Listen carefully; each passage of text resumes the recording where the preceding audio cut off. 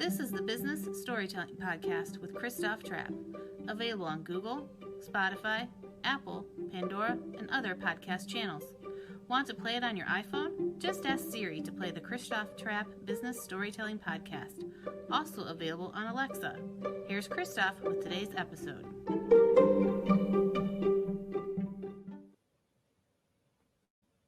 Hey, how's everyone doing? Christoph Trapp here, your host and author. If again, all the different channels, Amazon, Periscope, YouTube, Facebook, Twitch is still working on it, LinkedIn. Hopefully you guys have a chance to connect with us on those channels. And of course, the podcast version will publish at some point here as well. And I have to tell you, this is a redo. And I don't like redos. I'm too busy for redos. My guests are too busy for redos. But here's the reality when it comes to podcasting and live streaming. Sometimes stuff doesn't work. And when it doesn't work, we just got to roll with it, and we're going to talk about it. We actually are talking about why brand stories must also include failures. And I can tell you, it was not my guest's fault. It was my fault. The last episode we recorded was a failure. It sounded horrible. And you might know about this about me. I have a high tolerance for imperfection. I really do. Like if I'm stumbling and mumbling and blah, blah, blah, and I don't like my American accent for the day, grew up in Western Europe, my friends, in case you didn't know that, I'm okay with it. I'll move on from it. But this one, it was horrible. I couldn't hear myself. I couldn't hear my guests. So good example of why brand stories must include failures, and you need to share them. So here's my reaction. Here's my solution. Now I got a mic. See my mic in front of me? It's right here. And that was really the biggest solution, quite frankly. Get a better mic. I think I was using something else, AirPods, which sometimes they work. But enough about me, enough about my failures. Let's get to the failures of our guests. Just kidding. But the guest today, Matthew Woodgett with Go Narrative, his book, I'm highlighting that over on Amazon as well. Check that out. Quick read, interesting read about brand storytelling. Let's get him out of the green room and thank him for coming back on the show with us. Thank you so much, Matthew. Thank you, Christoph. It's my pleasure. And you know what? I think this is great. This is wonderful. We're talking about stories, including failure, and we had a failure. I mean, this is perfect. This is the universe giving us an opportunity to role model what we're talking about here. So I think it's really, really fantastic. And I'm glad to be back, and I'm glad to be having the conversation. I'm sure we're going to go even deeper and having even more fun this time. I'm sure we can. But basically what you're saying is you're glad that I screwed up. Yeah, why not? Come on. That's how we learn, right? That is how we learn. And sometimes, here's the other thing too, when it comes to technology, we don't always know what caused the problem. Because here's the thing. I used my AirPods. They're right here. I used my AirPods for plenty of episodes before. And this one time it didn't work. I don't know why it didn't work, but I've done, probably 150 episodes with AirPods. So now we know. Okay, but we want to talk about, you tweeted about why brands need to tell stories that also include failure. So instead of saying, hey, I'm the best, blah, blah, blah, I'm taking podcasting to the next level, Matthew. Why do I have to include failures, and why is that so hard, and how do we do it? Christoph, and thanks for everybody for listening in live or listening to the podcast as well. Really hope you get something out of this, and hopefully we can continue the conversation on Twitter, LinkedIn, after the fact as well. This is an essential part of brand storytelling, of storytelling in general, right? And my favorite quote, one of my favorite quotes from one of our favorite little green people, Yoda, is that fear leads to anger, anger leads to hate, and hate leads to suffering. And of course, one of our favorite little green fellas, because now we've got Grogu, right? Baby Yoda as well. And I was thinking about this quote, and I was thinking about failure and thinking about how important it is to storytelling. And I thought, hey, you know what? Failure leads to learning. Learning leads to change, and change leads to progress. And this podcast is a perfect example of that. Christoph, we had a failure last time, and you said, you know what? I'm going to approach it differently this time, and we're going to make sure that it's solid. And you've got that knowledge now moving forward. And the thing is, with storytelling, I like to view storytelling as a value problem, right? Value. What do I mean by that? What's valuable? Information, useful information. Like the reason why storytelling is so deeply interwoven into how our brains work is because hundreds of thousands of years ago on the African savanna, we needed to know where the water was, the shelter was, the lions were, the edible berries, the poisonous berries, so on and so forth. All valuable, right? Valuable information. And so stories are the vehicle to transmit that information. And we've evolved over time for that to be our preferred method of delivering value. And the best way to learn about value is to learn about where the lions were by tripping over those lions or eating the poisonous berry. And then we came up with stories to tell about that. And that's where it started. And today we're going to talk about from a brand perspective. But that's it. Failure is the inciting incident for all stories, and it helps us get better and change in the future. But why? So certainly, I mean, you don't have to convince me, or hopefully not anybody else here on the listening to the show, that we need to tell brand stories and we need to get out there and we need to stay in front of people. And the other thing is that's getting harder and harder, quite frankly. I mean, now we got live streams and podcasts and, who still reads articles? Well, people do, but people skim them, right? So, but telling failures, like something didn't work well, I think that's still hard for a lot of brands, especially when I grew up in marketing, back in the day. We're not going to tell anybody how old I am, but basically, marketing wasn't about telling failures. Marketing was about telling how awesome we are. I mean, take a look at my hair today. I mean, this is how you wear your hair on a podcast, right? I mean, I'm perfect. So how do we make that move, and how far do we push it, of the things we share? Yeah, marketing's evolved, right? Marketing has changed a lot since the Don Draper days. And it's changed because it's become a part of what we do and who we are as a culture, far beyond what it was before. And when that happens, it gets adopted and it gets noisy, right? To your point about all the different channels, all those channels have got messages in them. It's why we work with our clients, not just to help them with their storytelling, but to create a strategic narrative. So all those little bits of information all accrue back up with a golden thread back up to what that narrative is.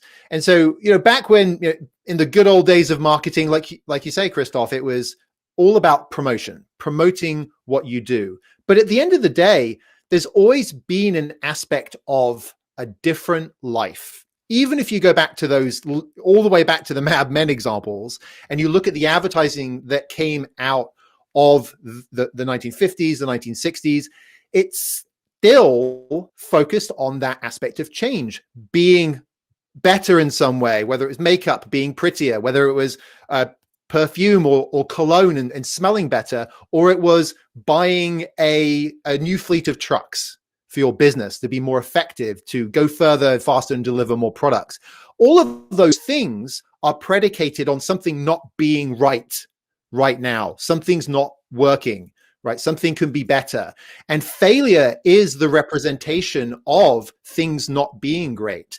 And whilst we can upgrade anything in our life or business to make it a little bit better, note when we know there's something that we're doing wrong, we absolutely need to make a change that fixes that. And that's something that also I want to talk about empathy with you today and the human side of business. But all marketing is about positioning a different that people to recognize where they're doing something wrong today and how they can do it in a way that's going to be better for them.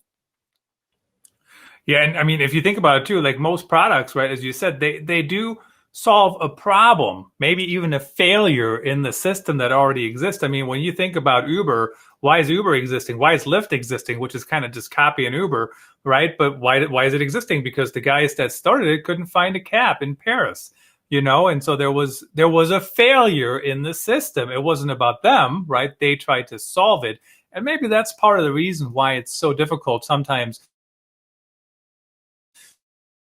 When you talk about your failures, how did you solve it? So, for example, do most people on the show, do they care about that we had a terrible audio show? Maybe not, right? Unless they listened to it and they were, their ears were hurting. But many people listening and watching the show, I mean, I see it on Amazon, what they click on, right? They click on this mic, they click on the light. I know they're trying to do some of these things themselves. So they want to know, what's the best mic? What's the best setup? What's whatever, right? So they can learn actually from, what I've learned. So in their marketing, I mean, don't you think? Absolutely. A really great place to start with this is in the space of social proof.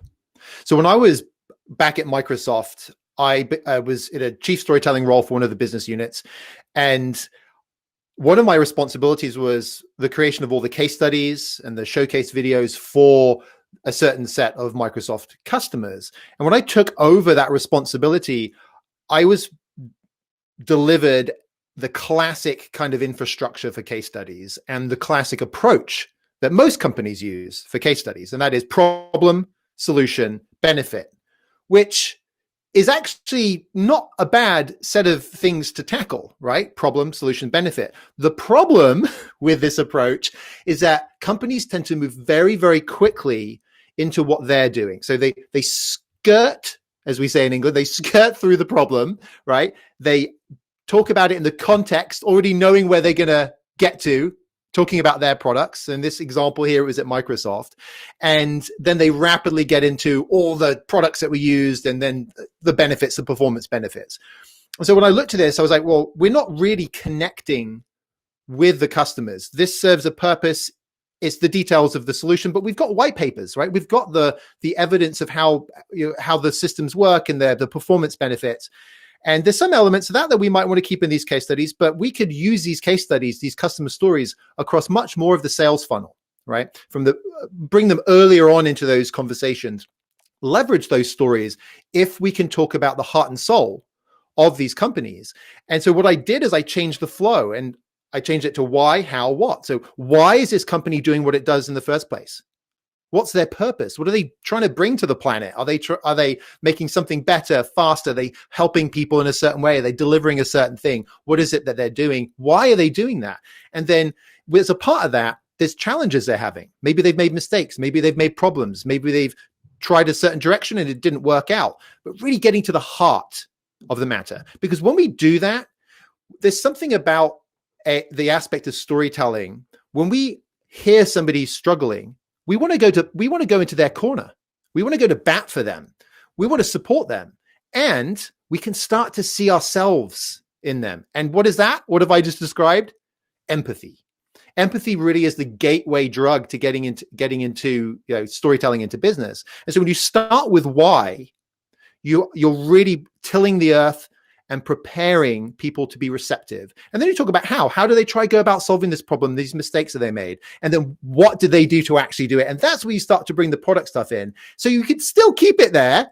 I'm not saying don't talk about your products, but there's a time and a place and a sequencing of these things. And if you start with the why and you start with those problems they have, you're going to engage the people who are consuming the case study, whether it's a written one, a video, a tweet, whatever it is. You've got an opportunity to engage your audience in a much more profound and deep way. Yeah, so I'm glad you finished the way you finished there on that segment, because I was immediately going to jump on you a little bit, Matthew, on case studies, and not on you personally, but the people who create these case studies. Please stop. People sending me case studies, 3 columns on a piece of paper on my computer. Have they not used computers before? Who reads in columns on a computer? Do they think I want to print it? I do have an old school printer back there that I try not to use. But where I'm going with this, yes, I'm not a fan of those old school case studies, but I am a fan of using all the content that we can share and then figure out how do we reach people and how do they want to connect it. And you kind of hinted at that at the end there, whether you sent them a PDF, which do not send me a PDF, anybody, and especially if it has more than 1 column, quite frankly, which is horrible to read on my phone. And I'm on my phone a lot of times. Currently, we're not traveling, but when we're traveling, that's how I read my stuff, or even the iPad, which is a little bit better. But, you have to figure out a way to get the content in front of people wherever they are. And that's social. That's, on the websites. Websites are not going away. I just did a talk yesterday. And, my first tip for these local businesses was you got to have a website. period, like a WordPress site. Get it set up, and then share your successes and share the things you're solving. So when we talk about empathy, though, how do we build that into our workflow? I'm never sitting here and I go, how should I be empathetic today? Like never, doesn't cross my mind. So how do I build that into my workflow, into me thinking about what content I should produce? And do you know what I mean? Like, how do I go from there? Absolutely. My parents were a big fan of saying, never judge somebody until you've walked a mile in their shoes. And then my father would always say, because then you're a mile away and you've got their shoes. But the fundamentals here are putting yourself in somebody's shoes. That's the beginning of empathy.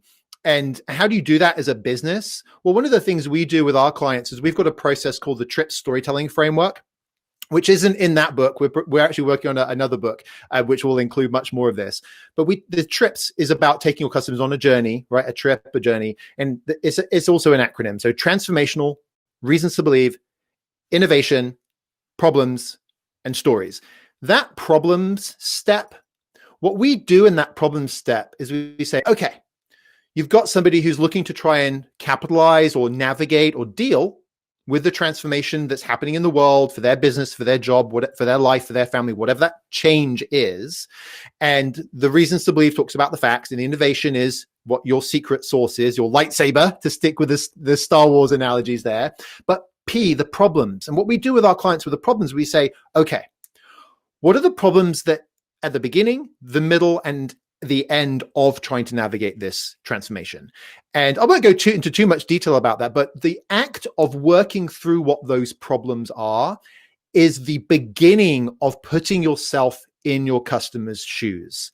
This is an outside-in effort where you're thinking, this person, family, organization, company, whatever it is, the problem, when you really dig into that and you think about the initial problems and the problems that crop up as you try and deal with the problem, you're really thinking from their perspective and you're putting yourself in their shoes. And that's a very practical, very easy way to get started with this immediately, to get access to that empathy.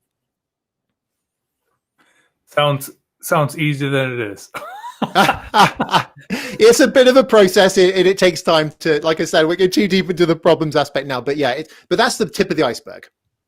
Yeah, it's but at the end of the day, I mean, the point really, what I'm taking away is, how are we keeping that top of mind? What are we doing for the customer? How do we, solve their problems? And how do we even, not just solve their problems, but how do we understand their problems? How do we know what's going on? And, do they even care? So for example, not all failures are worth sharing, right? I mean, let's put aside that it doesn't feel good to some executives and some teams, but let me give you an example. This is a storytelling podcast. So I know people are trying to figure out how do they live stream, how do they podcast.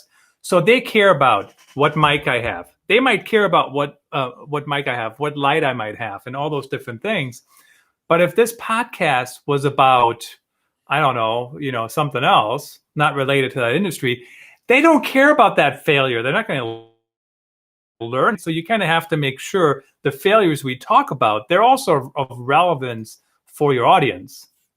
Absolutely. And that's why it's all about the right information that somebody's trying to go through, and then working through that and looking at the problems that crop up there that are contextual. But Christoph, you also mentioned something particularly interesting there about executives in companies not wanting to talk about failure. And that's another thing, right? The sanitization of a company. And there's an example, a story that I really like on this. It's a B2C, so it's a consumer example, and it's Domino's.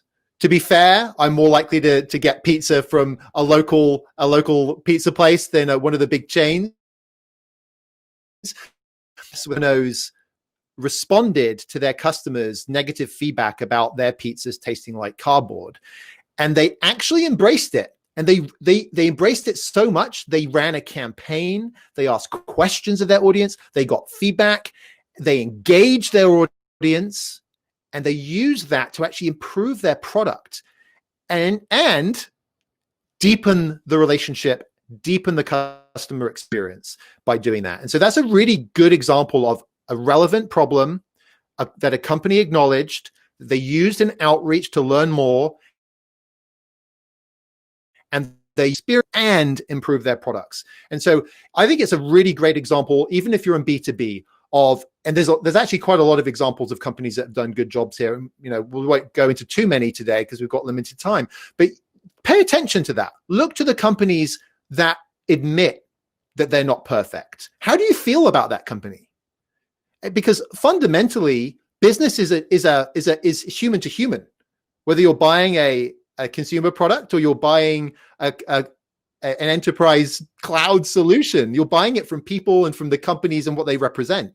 And so there's, like I said, I'm happy to talk about other examples as well, but the Domino's one is a really good example of end-to-end embracing that failure and using it to be a better company and to engage with the audience and to use and to tell great stories based on that as well. So what's interesting about that, first of all, it is human to human. I mean, no doubt in my mind. And people always forget about that, right? Because, oh my goodness, you don't have B2C experience. Oh my goodness, you don't have B2B experience. And it is human to human. Now, the biggest difference when it comes to B2B, in my experience, honestly, is you have to convince more humans, right? So for example, I'm wearing the New York Yankees hat today, right? And you only have to convince me to buy another hat. Do I really need another hat? No, I don't. But you only really have to convince me, and then I might have to argue with my wife over why do I need another hat? I only got one hat to wear it on. But at the end of the day, right, in B2B, you got to convince buying committees, like the family buying model. So certainly that's something to keep in mind. But there is a fine line, right? Because if I have too many failures, why would you work with me? So what's like that? You know what I'm saying? Like if all I ever share is, oh, we had this failure. Oh, we overcame it. Oh, whatever. Like at some point, you might not be the right fit because all you have is a failure. Yeah, there's a spectrum, right? And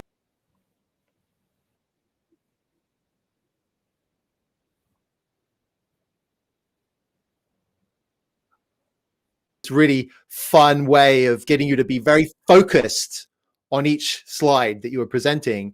And their whole philosophy was have at least a key point for that slide as a part of your story. And so there's a bigger process they went through. But the fun thing that I want to share right now that they shared is they said, when you're trying to figure out that key point, there's two things. One is it has to be third grade English or whatever language, to understand it, right? Super simple. And the second is start with the controversial. If you need to, use swear words, get all high energy for yourself. We're not talking about the final product, but start there and then dial back. It's much easier to start with something extreme and dial it back than to take little kind of safe little steps and try and get to an innovative place.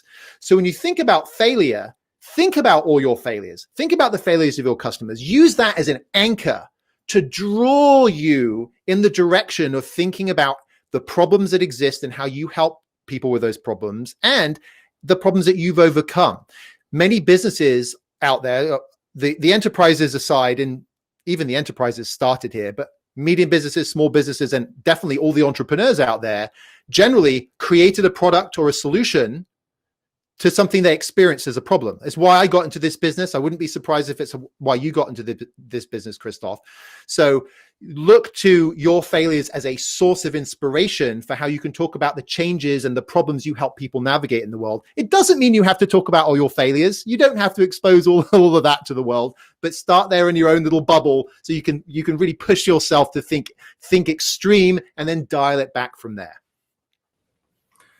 Absolutely. And the other thing is, it's so boring.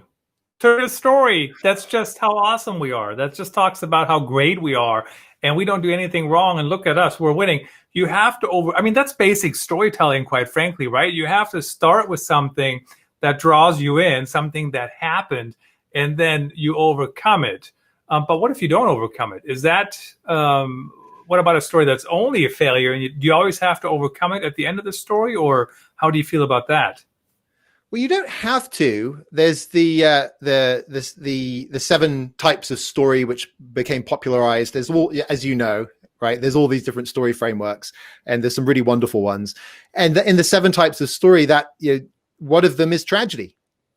I was actually just reading last night. I was reading. I finished off Wired for Story by Lisa Cron. Really great book.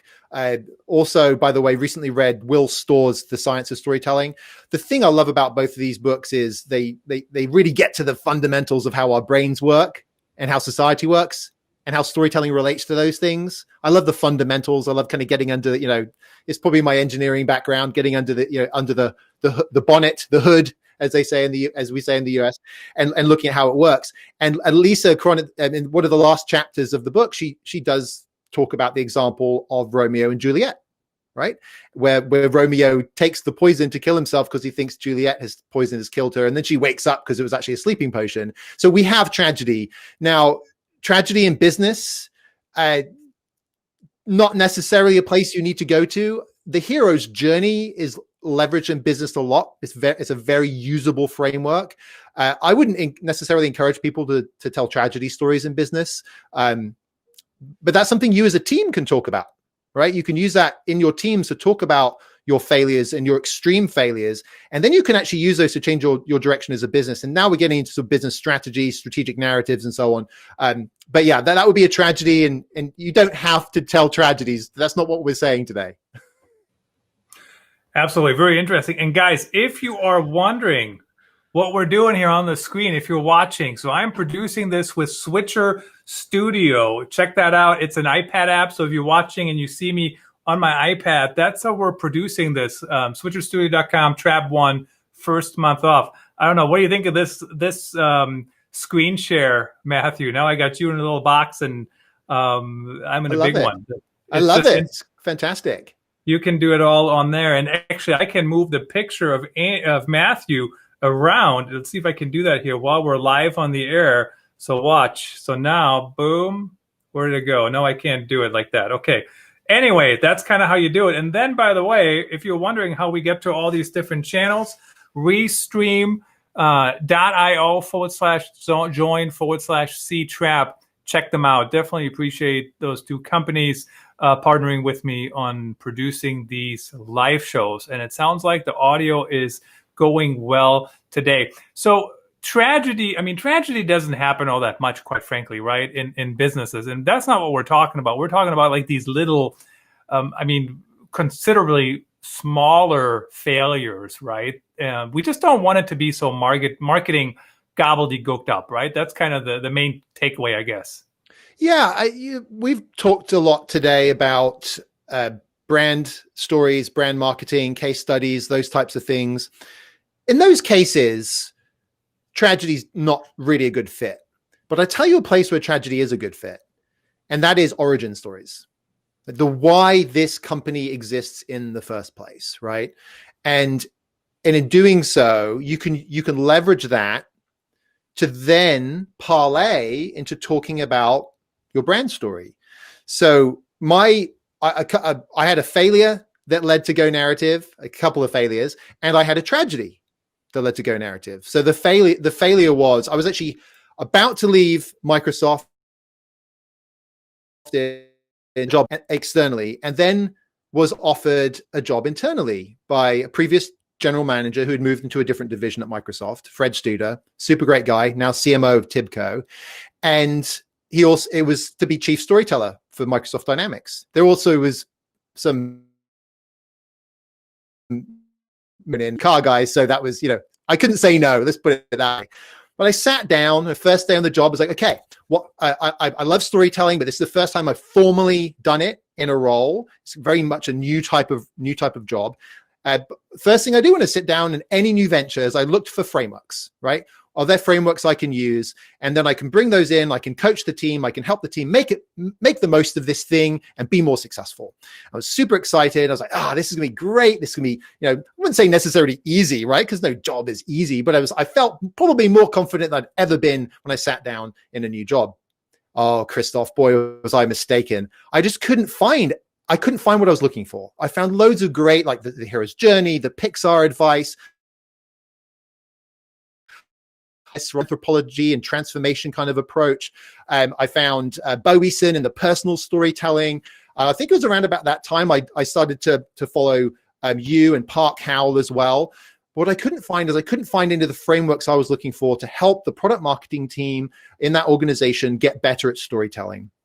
And so that was my first failure. And it really forced me to think about the big picture of business storytelling and how to pull I like to say, the business, the engine of the business and the caboose of storytelling. And I was kind of holding those two things together. So that was my first failure in terms of getting into this business. I then became super inspired as a storytelling coach within Microsoft, which inspired me to leave and start my own company. But I tell you, when you've been at Orga for the best part of 20 years, I was at Intel, then Microsoft, it's really, really hard to leave because you've got golden handcuffs, you've got healthcare, you've got all this kind of stuff. We had a new baby and all that kind of stuff as well. But I at that time, I was inspired to, I could help Microsoft, I could help some other companies, but I was scared.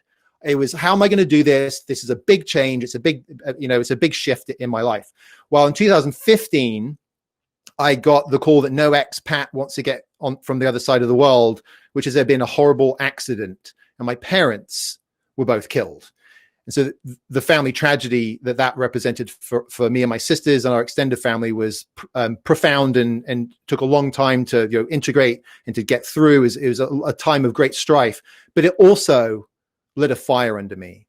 It lit a fire under me to go and actually start Go Narrative. So granted, that tragedy wasn't a business choice tragedy, right? But it was a tragedy, and it really lit the blue touch paper to get me going on the path where I am now. And so that's my example, that's my story. But there's any entrepreneurial business, any of the kind of small businesses out there, there's often something that went wrong tragically that they then changed and addressed to create their business.